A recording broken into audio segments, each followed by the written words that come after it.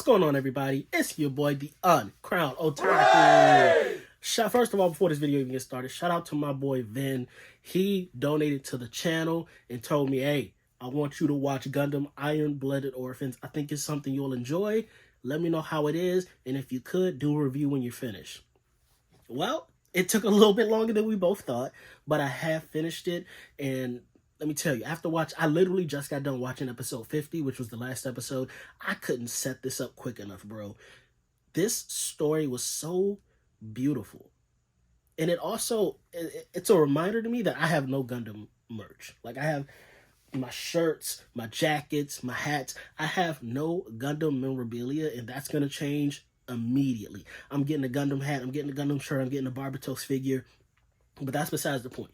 This story was such a beautiful telling of this two sides of a coin. One is military and what the populace perceive through the media, versus the other of kids suffering from military actions and just trying to find their place in life. That's the way that I looked at it.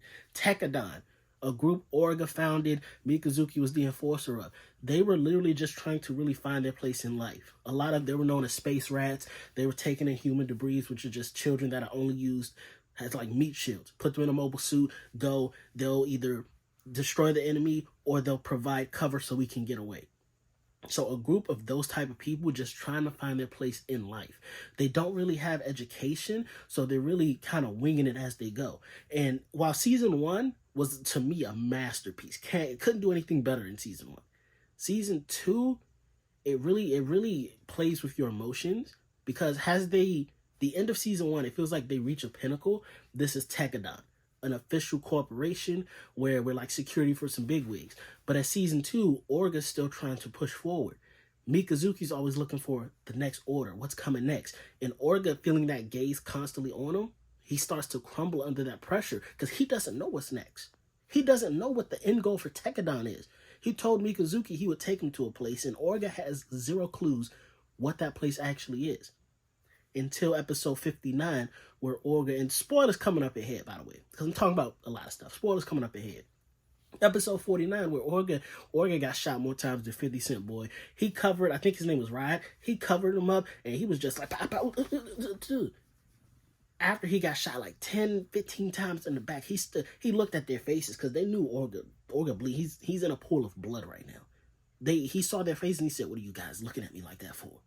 This means nothing to me. I'm Orga Itsuka, leader of Tekkadan." He stands up and he starts walking immediately to faceplant on the concrete. And while he's faceplanting, he's still inner monologuing, giving Mikazuki orders in his head. And it's like, yo, everybody, regardless of what's happening, we have to keep moving forward. But in his final moments, you can see he kind of realizes what they've always needed. There's no specific place for them.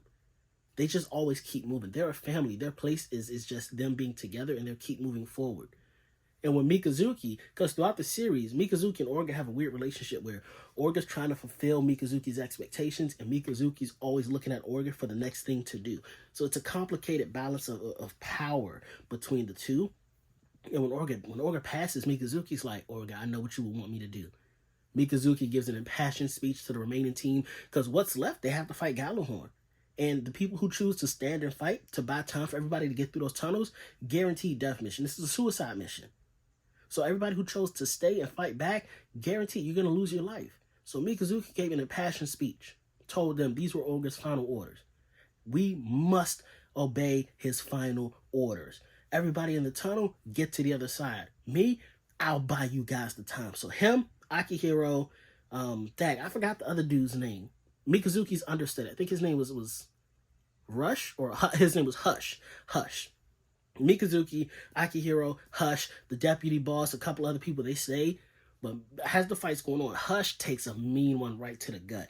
You could just see like the iron pierce him in two, and he's telling Mikazuki, because he don't want Mikazuki to worry. He's telling him like, "Hey, don't worry, bro. I got this side. You just keep going. Keep moving forward." The moral of episode 50 was that you keep moving forward.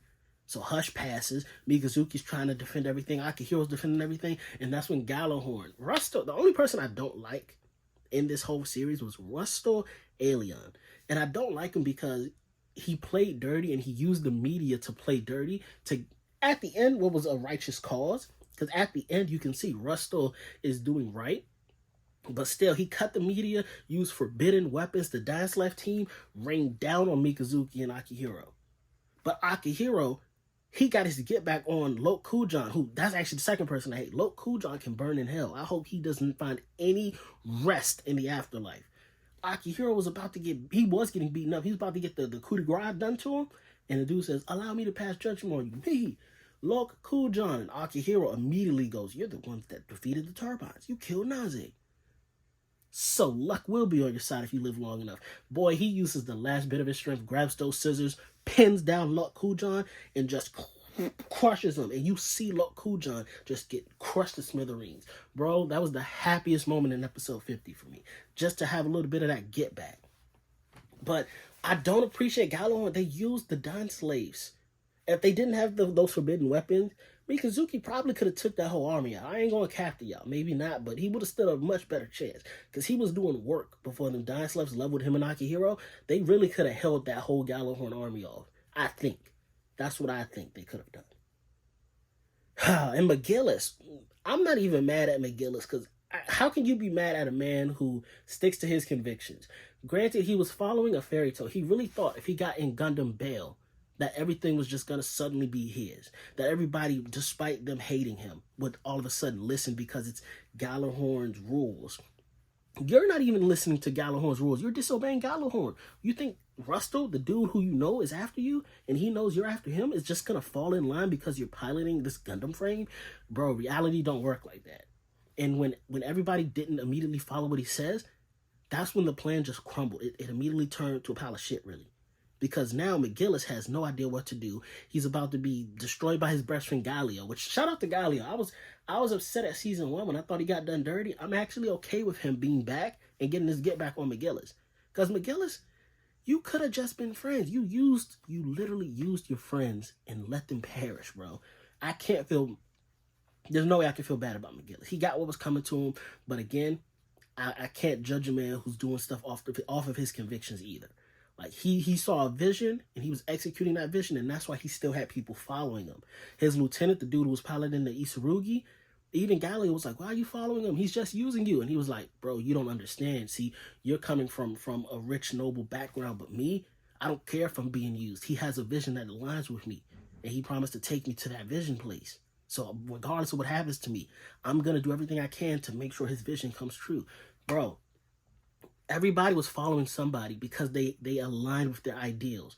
Julieta was following Rusto because Rusto saved her from the life she was like probably going to end up living. We saw the dude Isurugi pilot following McGillis. Mikazuki following Orga and all of Tekkadan. So it's all about, like, you find somebody charismatic enough that shares your vision and you give them that blind loyalty. That's what this whole series just screamed out to me. But again, a beautiful story. And Mikazuki, at the end of episode 50, as he's drawing his last breath, he says, Orga, you promised me you would take me to a place, yada, yada, yada, wherever they're supposed to be at. And Mikazuki realized that place has always just been Tekkadan. As long as it's been with us, that's the place. But yeah, we lost Mikazuki and Akihiro. And then the end scene where you just see their names scribbled on the Tekkadan memorial tablet. That's everybody that passed in the Tekkadan group. And how the Tekkadan emblem is crossed out. That emblem being crossed out and scratched out hurt me, because that symbolizes that for the remainder of history, Tekkadan will be known as a criminal organization that tried to usurp Gallahorn's power. Everybody on that tablet is looked at as a criminal. And for us who watch the series, we know that's not true.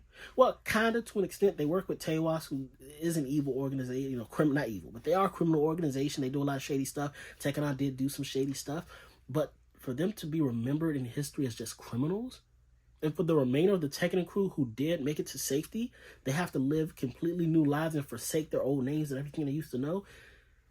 That kind of broke my heart, bro. Mikazuki got a kid that's being raised by Atra and Kudelia now, and the kid looks just like Mikazuki. Hair color of Atra, mannerisms of Mikazuki. Oh my gosh. What a beautiful story. And for Orga, everything went wrong the moment he lost Biscuit. And somebody on, because I made videos, after each episode I would post videos on TikTok and occasionally a YouTube short. But somebody pointed out that Biscuit was the intelligence behind Tekkadan and the conscience. Whenever Orga was at a crossroads of what to do, Biscuit would be the voice of reason that kind of leans him towards the right decision, which is why season 1, everything fell into place perfectly. But season 2, with no Biscuit, nobody filled that void for Orga. Nobody was his voice of reason. Nobody was smarter than Orga. Nobody was morally correcting Orga. They left Orga to his own devices, and under the pressure of always having people's gaze on you of what to do, Orga took any step. If somebody just told him, hey, you could do this and get that, Orga would follow that just because he needed something to push forward towards. He had no real plan towards an end goal. So that's why when McGillis came around and said, hey, I can make you King of Mars, Orga immediately just fell into that. And even Naze, the last meeting Orga and Naze had, Naze told Orga, like, you look like you're in a rush to go literally nowhere, bro. Naze was kind of letting Orga know you're falling apart at the seams. Your crew needs you. And also the old black engineer dude, he was kind of, when he was telling the new recruits, because, I forgot his name, but one of the 3 dudes, Hush and his 2 friends. The dude who was smart always was complaining, and when the old engineer dude heard him, he was like, bro, keep complaining, because Orga has nobody that talks back to him or corrects him, and that's why we're in the situation we're in. Orga, when we lost Biscuit, we needed somebody to fill that void, and nobody did, and that was the downfall of Tekkadan. If you rewatch the series, you can pinpoint right there. Biscuit passing, all bad decisions were made thereafter. Even Miss Marybelt, after Biscuit passed and they were trying to get revenge for Biscuit, she was telling them this is a bad idea, but the boys don't listen. So literally you can pinpoint when Biscuit passes, everything starts failing or falling apart or going awry. All Orga needed was a good strategist, a confidant, a second-hand man, but nobody could fill that void. Oh, this was such a beautiful series. Again, let's clap it up. I'm going to buy me, honestly, my favorite Gundam frame is Bale. At the end, even though McGillis, I feel like McGillis didn't pilot him as well as he could have, but Bale, he has a commanding presence. Those wings and the energy that exudes out of the wings, the 2 swords. Barbatos is a close second, but Bale is my favorite. There's something just different about Bale. Oh, before I forget also, the more we jump into the future, the more prehistoric it starts to feel. And that's the vibe I got, because all the Gundams and stuff, all the mobile suits, they were using regular bullets and like iron weapons. So iron swords, clubs, blunt force weapons. And when they finally fought the mobile armor was the first thing to use a laser beam. And then we see why they're not using laser weapons. Because like in G Gundam, Gundam Wing, they got them big cannons. Even in the original mobile suit Gundam with Amuro Ray, he had the beam rifle. Nobody has that in this. And when the mobile armor uses beam, it's because these new mobile suits, they are plated with an armor that is beam resistant. So using a beam weapon would literally have no effect. But at the same time, to just use iron weapons now, you're literally just crushing people. It's kind of archaic, considering we're supposed to be in the future. That's the way that I looked at it, but it was a cool understanding. I miss the beam cannons. I miss the beam sabers. Iron swords just don't hit the same way as like a pink or purple, I was about to say lightsaber, but a pink or purple beam saber. Epion's huge teal saber? Come on, bro. Nothing hits like that. Overall, this series, bro, it couldn't have had a happy ending. I can't give it a perfect score. There was a few lows in it. I would probably give this a 9 out of 10. An excellently crafted story. If it ended season 1, 10 out of 10. Season 1 was a perfect season. Season 2 had a couple of lows that I personally didn't like. There was a couple episodes where after I watched it, I took a break from watching it, and that's partly why it took so long to finish it. But overall, 50 episodes, 9 out of 10. Told an immaculately great story. You can get attached to people in season 1, have no attachments in season 2. You never know who you're going to lose per episode, bro. And be ready for some tears, because you're going to get them. There will be heartbreak. If you decide to watch this to completion, there will be heartbreak multiple times. You've been warned. But it was a beautiful story. Now, what's next for me to watch? I don't know. If you have a series you think I would enjoy watching, join one of my live streams. You can comment down below. Let me know what you got for me. But in the meantime, I think I'm going to get started on Tekkadan, because I made a promise to myself I wouldn't start any new animes until I finished Gundam. Now that I'm finished Gundam, it's time to play catch up. On Crown Kingdom, clap it up for Vin. Clap it up for my man Vincent. He put me onto a fantastic series. But yeah, on Crown Kingdom, I've been your boy, the On Crown Otaku. That's the fire that keeps the kingdom burning safe, and I'll see y'all in the next video. Hey, man, long live Tekkadan, bro.